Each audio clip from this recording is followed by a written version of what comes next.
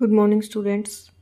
Next class चलते हैं हम, ताकि आप 10th क्लास के जो बेसिस हैं उसको आप क्लियर कर पाएँ। यहाँ पे मैंने कुछ कंपाउंड के नेम्स जो है अपने नोट्स के अंदर रिप्रेजेंट किए हैं। ये सभी के सभी जो है अगर आप याद कर लेंगे तो जो इक्वेशन होने वाली है, जैसे कि हमारी 10th क्लास की साइंस में जो केमिस्ट्री का पोर्शन है उसके अंदर बहुत सारे कंपाउंड की नेमिंग जो है वो आपको लर्न करनी होगी। तो उसके लिए मैंने एक ही पीडीएफ के अंदर सारे के सारे कंपाउंड जो कि पूरी कंप्लीट 10th क्लास के अंदर आपके आने वाले हैं वो मैंने यहाँ स्लाइड में शो कर दिए हैं। मैं कि मैग्नीशियम ऑक्साइड है उसके लिए Mg मैग्नीशियम को रिप्रेजेंट करता है और ऑक्सीजन ऑक्साइड की फॉर्मेशन करता है, तो MgO वही वाटर, ये तो सभी को पता है, कॉमन नेम H2O। CuSO4 जो कि ब्लू कलर का एक हमारे पास कंपाउंड है। FeSO4 जो है वो फेरस सल्फेट है। वही PbNO2 जो है वो एक PbNO3 twice lead nitrate, PbI2 lead iodide है। ये येलो कलर का होता है। ये हमारी जो फर्स्ट चैप्टर के अंदर केमिकल रिएक्शन आती है प्रेसिपिटेट फॉर्मेशन, वहाँ आपको दिखाई देगी। वही NaCl जिसे कि हम कॉमन साल्ट बोलते हैं या सोडियम क्लोराइड कहते हैं। NaOH को हम सोडियम हाइड्रोक्साइड कहते हैं, इसका दूसरा नाम कास्टिक सोडा है। वहीं CaO की बात करते हैं तो ये मोस्ट इम्पोर्टेंट है, ये क्विक लाइम होता है। हिंदी में अगर कहें तो चूना, और CaOH2 यानी कि कैल्शियम हाइड्रोक्साइड को हम सिलेक्ट लाइम कहते हैं, हिंदी के अंदर भुजा हुआ चूना कहा जाता है इसे। वही CaCO3 जो है वो कैल्शियम कार्बोनेट होता है। हमारे जो मार्बल्स होते हैं या फिर जो एग के ऊपर जो वाइट कलर की शेल होती है हार्ड, वो भी CaCO3 यानी कि कैल्शियम कार्बोनेट से बनी हुई होती है। वही Fe2O3 का मतलब है फेरस ऑक्साइड। उसके बाद है कॉपर सल्फेट। कॉपर सल्फेट जो है वो एक ब्लैक कलर का कंपाउंड है। वही BaSO4 बैरियम सल्फेट एक वाइट कलर का कंपाउंड है। कॉपर क्लोराइड जो है वो CuCl2 ब्लू ग्रीन कलर का एक कंपाउंड है। वही क्यूप्रस ऑक्साइड, क्यूप्रस ऑक्साइड का हमें पता है कि क्यूप्रस के लिए कैसा आयन होता है, Cu+। ये एक मोनोवेलेंट आयन है। जो क्यूप्रस ऑक्साइड है उसका फॉर्मूला होगा Cu2O। एक होता है कॉपर ऑक्साइड, उसके लिए हम यूज करेंगे CuO। यहाँ पर Cu2O है। वही क्यूप्रस सल्फाइड जो है वो Cu2S होगा और कॉपर ऑक्साइड जो है वो CuO होगा। यहाँ आप देख सकते हो, एक तो ये वाली होगी जिसे कि क्यूप्रस ऑक्साइड बोला गया है, और ये हो गया कॉपर ऑक्साइड CuO, ये ब्लैक कलर का कंपाउंड है। नेक्स्ट चलते हैं हम ब्लू विट्रोल और ग्रीन विट्रोल, ये भी मोस्ट इम्पोर्टेंट है। ब्लू विट्रोल जो है वो CuSO4.5H2O, जब वाटर के 5 क्रिस्टल प्रेजेंट होते हैं तब जो कॉपर सल्फेट सॉल्यूशन है उसे ब्लू विट्रोल कहते हैं, या फिर ब्लू सॉल्यूशन भी इसको बोला जाता है। वही ग्रीन विट्रोल जो है वो FeSO4.7H2O को कहा जाता है। जिप्सम जो है वो कैल्शियम सल्फाइड का हाइड्रेटेड कंपाउंड होता है, जिसके अंदर 2 वाटर क्रिस्टल प्रेजेंट होते हैं। वही अगर इसको हीट कर दिया जाता है तो हमें मिलता है प्लास्टर ऑफ पेरिस POP, जो कि हम जनरली अपने हाउसेस के अंदर यूज़ करते हैं रूफिंग के लिए। इसका फॉर्मूला है CaSO4.5H2O। उसके बाद अगर इसको हम फर्दर हीट कर देते हैं तो हमें मिलता है डेड ब्रेड प्लास्टर, जो कि किसी काम का नहीं होता है। इसका फॉर्मूला है कैल्शियम सल्फेट CaSO4। इसके अंदर सारे के सारे जो वाटर क्रिस्टल्स थे वो जो है यहाँ से रिमूव कर दी जाते हैं। वही आता है ब्लीचिंग पाउडर, जिसे कि हिंदी में विरंजक चूर्ण कहते हैं। इसका जो फॉर्मूला है वो है CaOCl2। फिर आता है वाशिंग सोडा। वाशिंग सोडा जो है ये धोने का सोडा होगा। इसका फॉर्मूला है NaCO3 यानी कि सोडियम कार्बोनेट .10H2O। वही बेकिंग सोडा का जो फॉर्मूला है वो है NaHCO3। फिर बात करते हैं नाइट्रिक एसिड की। कुछ एसिड्स हैं जो कि आपको आपके रियल किसी इक्वेशन के अंदर यूज होंगे, जैसे कि HNO3 नाइट्रिक एसिड कहलाता है। HCl आपने सुना है हाइड्रोक्लोरिक एसिड होगा। H2SO4 को सल्फ्यूरिक एसिड कहते हैं। CH3COH जो है वो कार्बोक्सिलिक एसिड है। इसमें से वीक एसिड जो है वो कार्बोक्सिलिक एसिड होगा। उसके बाद ग्लूकोज का फॉर्मूला C6H12O6, ये फोटोसिंथेसिस प्रोसेस के अंदर हम यूज़ करने वाले हैं।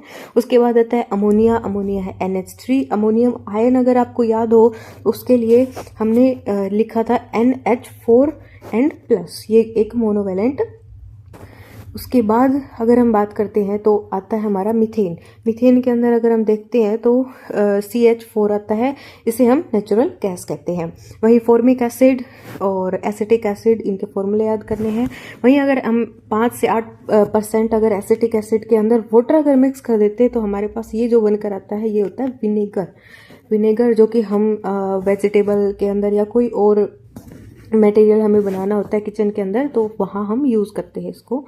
नेक्स्ट चलते हैं हम आयंस के बारे में। ये तो हमने 9th क्लास के अंदर भी रीड आउट कर ही लिए थे, फिर भी अगर एक बार रिवाइज करना है तो आप इसको देख सकते हैं। नेक्स्ट आता है एलोइस। एलोइस क्या होते हैं कि जो मेटल और नॉन मेटल्स हैं उनके अंदर इतनी ज़्यादा स्ट्रेंथ वगैरह नहीं होती या शाइन नहीं होती है, तो उनकी स्ट्रेंथ को, शाइन को या फिर उनकी इलेक्ट्रिक कंडक्टिविटी को इंक्रीज़ करने के लिए क्या किया जाता है, मेटल को या फिर मेटल नॉन मेटल को एक दूसरे के साथ मिक्स किया जाता है, ताकि हमें जो है अपना रिक्वायर्ड जो मटेरियल है वो मिल सके। जैसे कि अगर देखा हो किचन के अंदर हमारे पास जो यूटेंसिल्स हम यूज़ करते हैं, जो बर्तन हम यूज़ करते हैं, उनके अंदर शाइन होती है और किसी तरह की उनके अंदर कोई स्क्रैचेस नहीं आते, खरोंच नहीं लगती है। अब वो मेटल नॉन मेटल नहीं होते, बल्कि उनका मिक्सचर होता है जो कि फिक्स्ड रेशियो के अंदर एक होमोजेनियस मिक्सचर बना के उसको बनाया जाता है। वो बना हुआ होता है स्टेनलेस स्टील। अगर आप देखोगे हमारे घरों के अंदर जो बर्तन होते हैं उसके ऊपर स्टिकर भी लगा होगा, वहाँ लिखा हुआ होता है स्टेनलेस स्टील। अब स्टेनलेस स्टील जो है वो 4 चीज़ों से मिलकर बना होता है। यहाँ पे लिखा है आयरन होता है, कार्बन, निकल और क्रोमियम, इनको एक फिक्स्ड रेशियो के अंदर मिक्स किया जाता है और उसके बाद हमें स्टेनलेस स्टील मिलता है। फिर है अमलगम। अमलगम जहाँ कहीं भी होगा ये हमारी केमिकल रिएक्शंस के अंदर काम आता है। कोई भी मेटल अगर उसके साथ हमने मरकरी को मिक्स कर दिया है तो वो अमलगम कहलाता है। वही ब्रास आपने देखा होगा कि कोई भी मेटल वगैरह, मेडल वगैरह अगर मिलता है तो वहाँ ब्रास का यूज़ किया जाता है, तो ये होता है कॉपर प्लस जिंक के लिए। वही सोल्डर जो है एक टाइप का एलॉय है जिसके अंदर लेड यानी कि पीबी प्लस में टिन जो है वो वहाँ पे मिक्स किया जाता है। फिर नेक्स्ट चलते हैं हम बायोलॉजी के कुछ टॉपिक्स जो कि हम प्रीवियस क्लासेस के अंदर रीड कर चुके हैं, जैसे कि ग्लैंड्स और हार्मोन्स की बात करते हैं। जो थायराइड ग्लैंड है जो कि हमारे गले में प्रेजेंट होती है, वहाँ से कौन सा हार्मोन निकलता है, थायरोक्सिन हार्मोन जो है वो रिलीज होता है। इसकी कमी के कारण हमें घेंघा रोग यानी कि हमें गटर हो सकता है। वही पेनक्रियाज से इंसुलिन और ग्लाइकोजन जो है वो रिलीज होता है। एड्रेनलिन ग्लैंड से हमें एड्रेनलिन हार्मोन रिलीज होता है। जब भी किसी प्रकार का एंगर या फिर फियर होता है तो उससे हमें फेस करने के लिए हमारा जो होता है ये प्रेजेंट होता है। दोनों हमारी किडनियाँ जो होती है उनके टॉप के ऊपर वो प्रेजेंट होता है।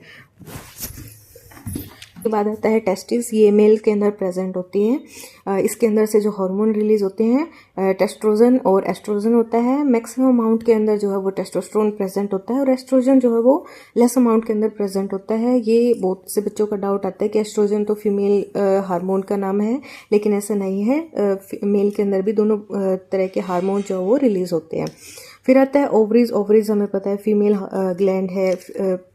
इससे जो हार्मोन रिलीज होता है वो एस्ट्रोजन होगा और प्रोजेस्टेरोन होगा। इनका काम प्रेगनेंसी और जो मेंस्ट्रुअल साइकिल है उसको कंट्रोल करना होता है। वही पिट्यूटरी ग्लैंड जिसे कि मास्टर ग्लैंड भी कहा जाता है, इसका जो काम होगा या हार्मोन जो रिलीज करता है ये सेक्स हार्मोन और ग्रोथ हार्मोन को रिलीज करता है। साथ ही ये कंट्रोल करता है जितने भी बाकी जो हार्मोन्स रिलीज होने वाले हैं उनको अपने कंट्रोल में रखता है। इसी वजह से इसे जो है वो मास्टर ग्लैंड भी कहा जाता है। वही थाइमस ग्लैंड जो है वो थाइमोसिन हार्मोन रिलीज करता है। ये हमारे ब्लड प्रेशर को कंट्रोल करता है। नेक्स्ट चलते हैं सेल डिवीज़न के बारे में। हमने पढ़ा था कि जैसे ही हमारे पास रिप्रोडक्शन होता है उसके अंदर जो सेल डिवीज़न होगा तो 2 तरह का होगा, मियोसिस और मिटोसिस। ये 9th क्लास के अंदर हमने रीड आउट किया था, फिर भी रिवाइज करने के लिए मैंने ये टॉपिक डाल दिया है। मियोसिस क्या होगा, एक टाइप का सेल डिवीज़न होता है जो कि रिप्रोडक्टिव सेल्स के अंदर ही पाया जाता है। ये रिजल्ट करता है हाफ नंबर ऑफ क्रोमोसोम। जैसे कि कोई भी अगर ह्यूमन बींग है उसका जो बेबी बोर्न होगा उसके अंदर क्या होगा 23 क्रोमोसोम तो मेल के होंगे और 23 क्रोमोसोम जो है वो फीमेल के होते हैं और वो कंबाइन करके फिर 23 पेयर्स यानी कि 46 क्रोमोसोम्स की फॉर्मेशन करते हैं। वहीं मिटोसिस के अंदर क्या होता है, यूजुअली वो सोमेटिक सेल्स के अंदर टेक प्लेस करता है। इसके अंदर आइडेंटिकली सेल्स होते हैं और नंबर ऑफ क्रोमोसोम्स उसके अंदर सेम होते हैं। जैसे कि सेक्सुअल रिप्रोडक्शन की बात करते हैं तो उसके अंदर जो हमारे पास नई सेल की फॉर्मेशन होती है उसमें नंबर ऑफ क्रोमोसोम सेम होते हैं। अभी 2 क्लासेस आपको रिकॉर्ड करके दे दी है। अब इनको आप अच्छे से, जब तक कि आपकी 10th क्लास की प्रिपरेशन शुरू नहीं हो जाती, इनको आप अच्छे से रीड आउट करें, बार बार सुने, बार बार इन्हें रिवाइज करें, एक जगह पे नोट डाउन कर ले। वैसे नोट्स आपको सेंड कर दिए, वो आप फोटोकॉपी भी करवा सकते हैं। ये अगर इतना कर लेते हैं आप तो आपको 10th क्लास स्टार्ट करने में किसी भी तरह की कोई भी प्रॉब्लम नहीं होगी। होप ऑल द बेस्ट आप सभी को और थैंक यू।